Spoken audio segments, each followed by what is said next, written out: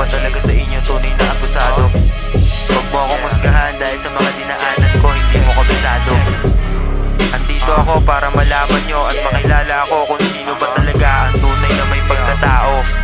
Kaya ngayon paalala ko sa inyo na tao lang din ako at hindi ako nanggagago. Maraming beses lading nabigo, kahit na madapa-dapa ay kinakaya tumayo. Para sa akin, sa amin, pati sa iyo, sana maunawaan mo kahit na ganto ako. Sa sistema di nagpalamon na natiling matatag, gumuguhit sumusulat para sa aking pagharap. Di ko na namamalayan hanggang sa napasarap, pero nung pagsubok na sa akin ang napaharap. Pinalagaan, di nagmadali sa pag-angat ko, pero para bang sarili ko ang kaharap ko. Sinabayan, nahirapan pero di tumakbo, palayo sa sarili ko, yun ang ganas ko. Pero payo ko sa'yo, wag mo na akong tularan. Hindi rin madali ang pagiging lakas-lakasan. Kumuha ng panulat at papel, yan ang asahan. Pag-aaral wag limutin, wag na wag pababayaan. Ako'y dropout na merong kaalaman sa kalsada, pero lumalagare, yun ang aking pag-asa. Pero sa ngayon, di mo na ako magpapakasasa. Malayo-layo pa ang lalakbay, hindi tutunganga.